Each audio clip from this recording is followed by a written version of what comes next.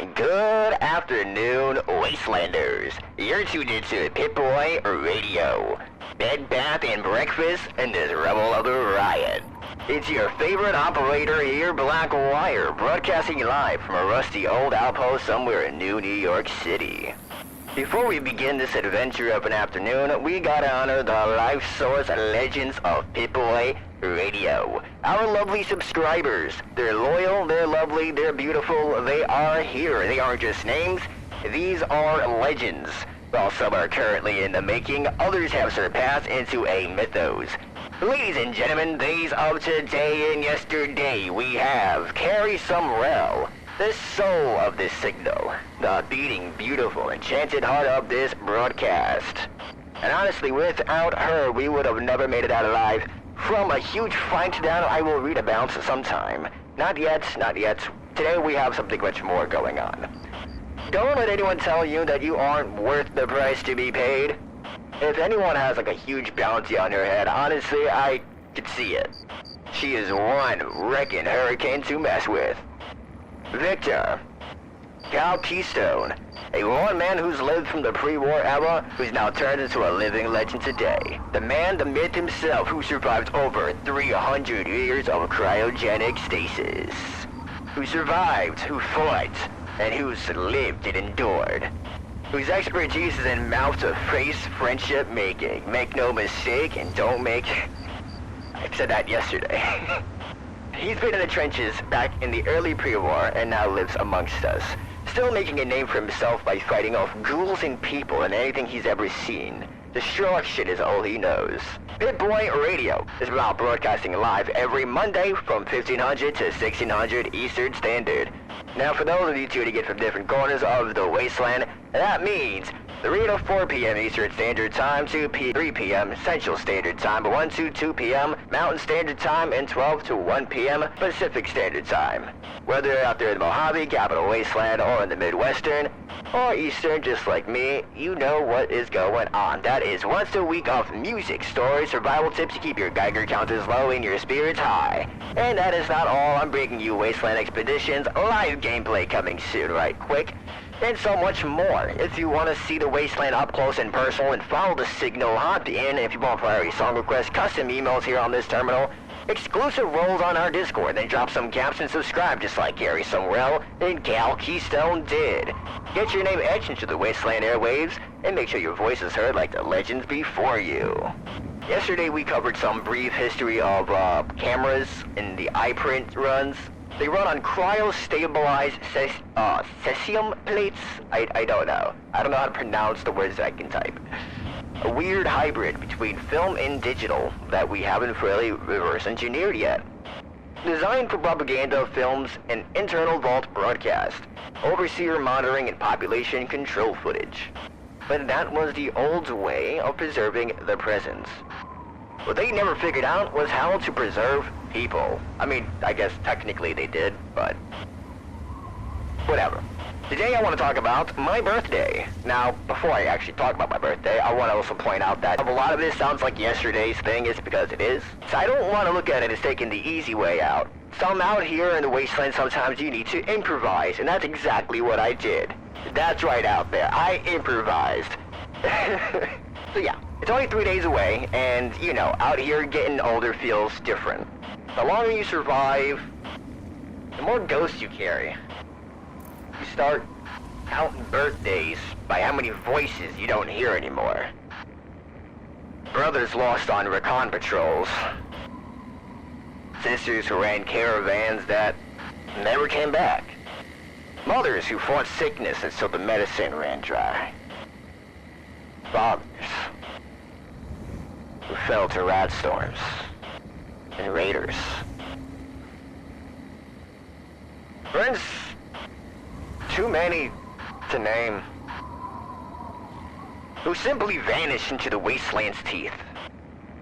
And the list gets longer, the silence gets louder. But that's why I sit behind this mic. That's why Pip-Boy Radio stays on. Every name we speak here, every moment we share, we keep them alive. As long as the signal endures, so do I.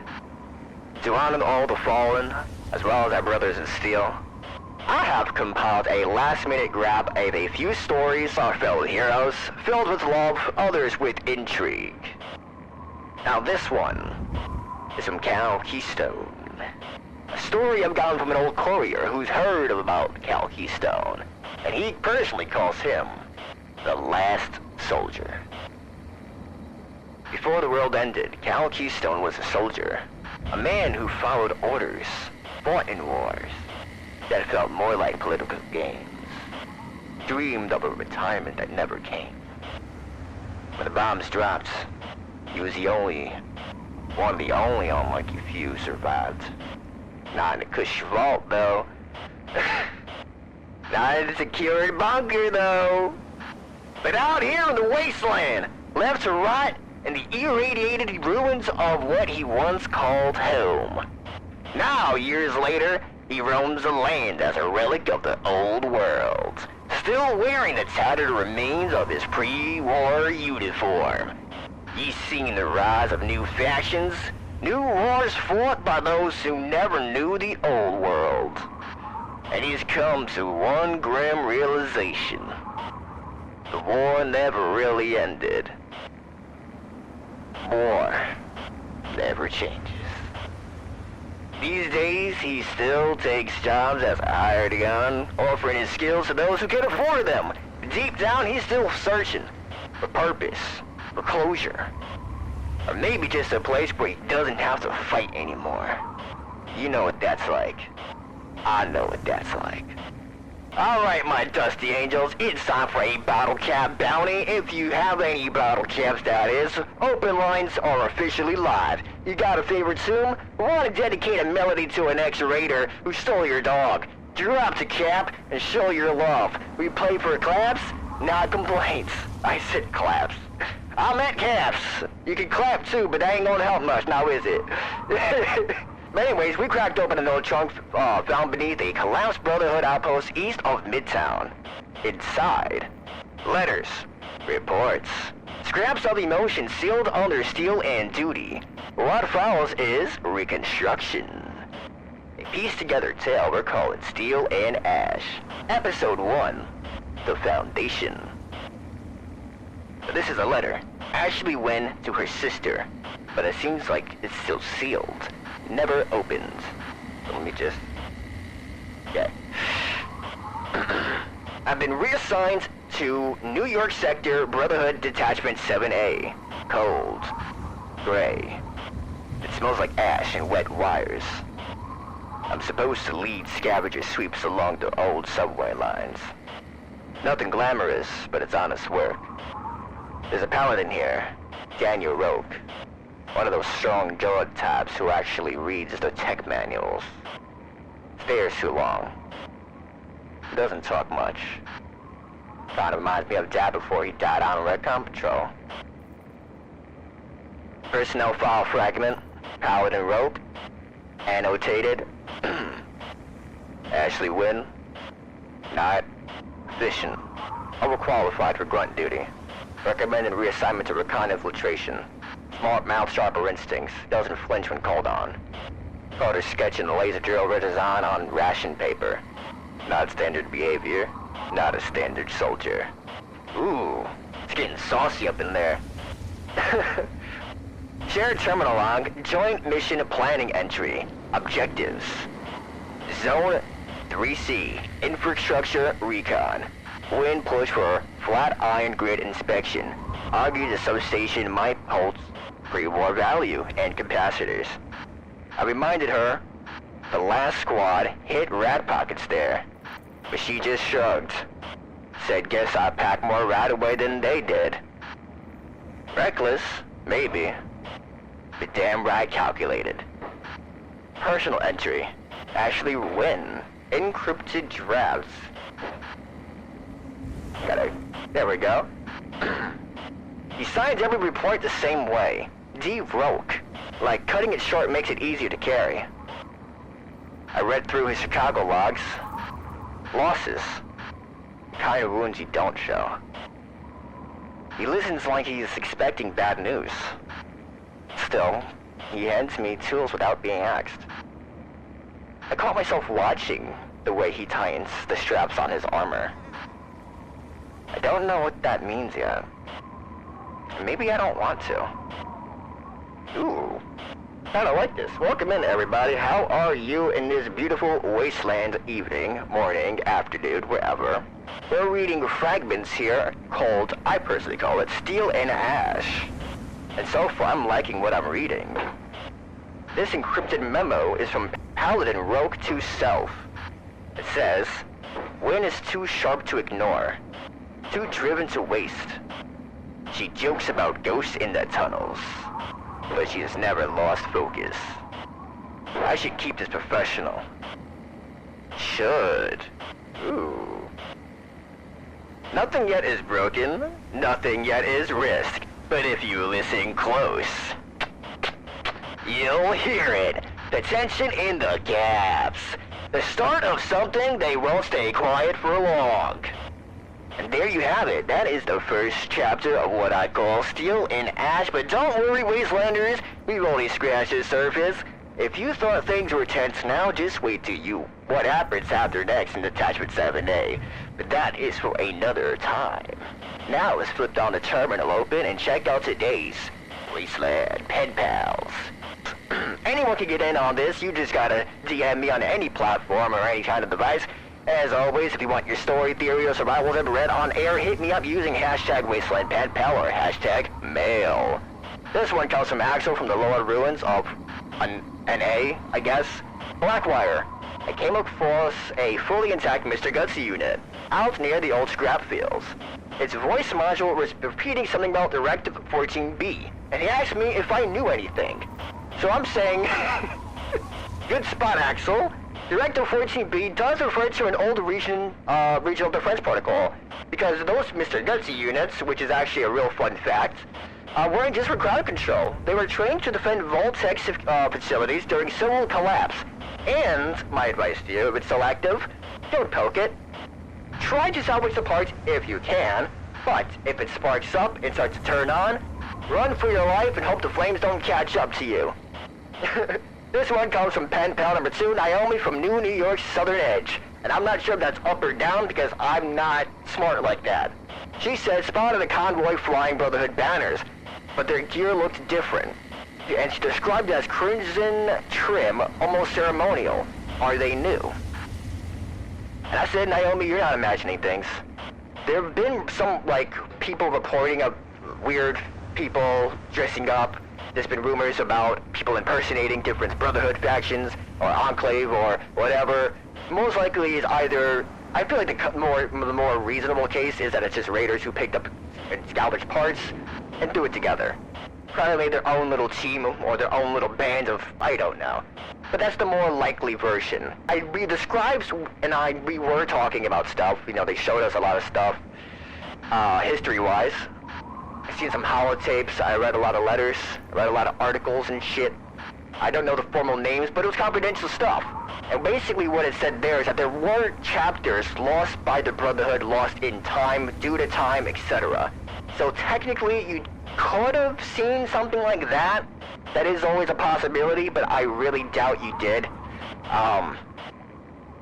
Just because of how rare that is. Seeing that would be like seeing a flying rad squirrel. And I don't think that will even exist. Well, anyways, survivors, this is why we stay tuned, because knowledge keeps us breathing. Remember, the request lines are open, and the music apparently doesn't work. I've tried using it, and, yeah, no, I'm gonna have to upload exact songs to its here. I'm gonna have to try to find records and play them the old-fashioned way. We do have our Pip-Boy. I could always try to see if I can get a signal across somewhere. I don't even know. There we go. I just hit my mic. Hey. There we go.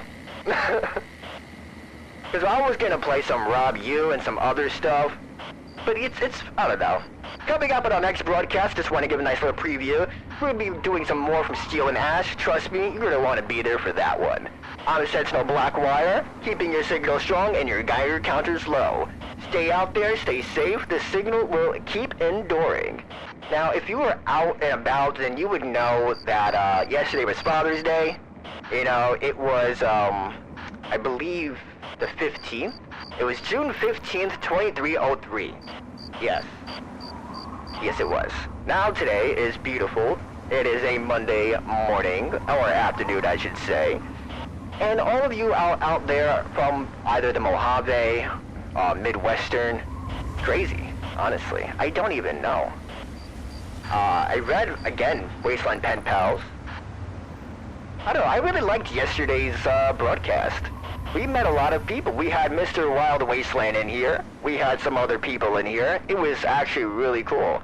And I'm hoping one of my other music people that does music, I hope they come in here, because I would love to give them a beautiful shout out. They do amazing stuff. And a great survivability. Teaching you how to cook, how to freaking survive, how to put together a camp at last minute. Honestly, they are the people to help you with survival skills. I need them on the show here and there, so whatever time that comes, you guys would love that. Honestly, I genuinely believe you guys would. And if they're out there just walking about, traversing, I hope you're still alive, and I hope you find your way back over here. If you remember where, it's marked on your map. And I'm sorry that you can't really just fast travel here, but it is marked on your map. I feel like if this was a video game, if life was a video game, I feel like I'm the one quest you would hate. I'm sorry. You would hate it, but I'd feel like it's also at the same time you would enjoy it once it's over. I feel like I'm one of those characters. I feel like I'm one of those characters that just is very far away, hard to get to, very annoying because I'll probably keep dying over and over. But once you get it right, I'm very useful. I'm very entertaining. Or I might just have a really cool cosmetic that you really want, which is understandable. I don't know, I just see that. I can just see that.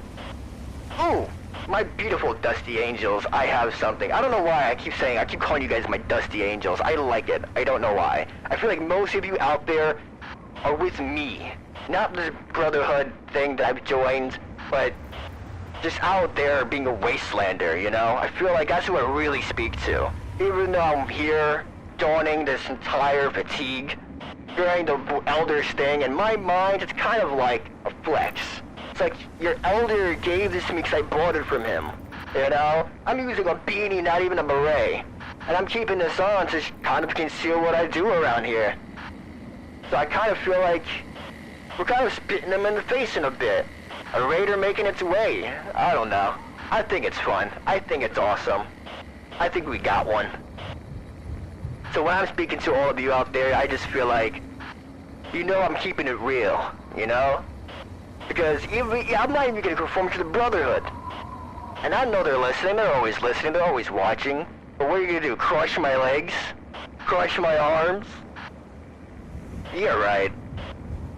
They can barely keep themselves stable. And if they try, I mean, I'm just going to run again. It's not like I can't freaking evade. But anyways, we're getting a little ahead of ourselves here. Let me get through this Y signal. I need an admin. You know when you just hack a terminal and it just kind of kicks you out? Let me just get my Pip-Boy over here. Yep. Turn it on. There we go. Ah! Boom. This is an oldie, but a goodie. This is about Dr. Leipard, the Wasteland tech genius. Yeah, recently he did pass, but it's fine. Leipard never had the luxury of a vault. Born in the Wasteland, he survived the hard way by fixing other people. By fixing the things other people couldn't. I am so sorry. Oh my gosh, imagine if he was just sitting there fixing other people. I thought, alright, I mean, I wouldn't be surprised Robco technicians are brutal. But yes, fixing the things other people couldn't. A self-taught engineer and former Robco technician. He made a name for himself by keeping ancient pre-war machines long running past their expiration dates. Does anyone else just hate being alone in the dark? Honestly, I think we're gonna die. We might die here. They might just, I don't know. Ghouls been coming by a lot lately, and it's hard to get through their story while you can't hear them, but I hear them downstairs just scraping away. Yeah.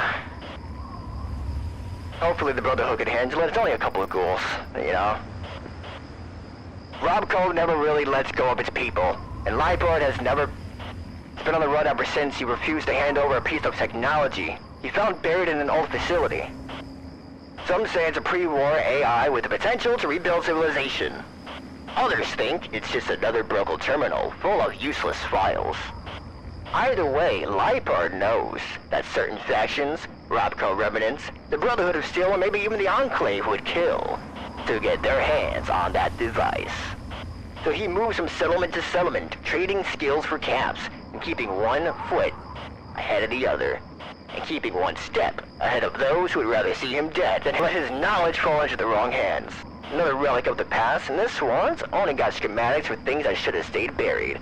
Vault 102 was supposed to be a haven for the greatest minds of Robco, scientists, engineers, and corporate visionaries, all locked away in a controlled experiment meant to advance technology beyond what pre-war worlds could imagine.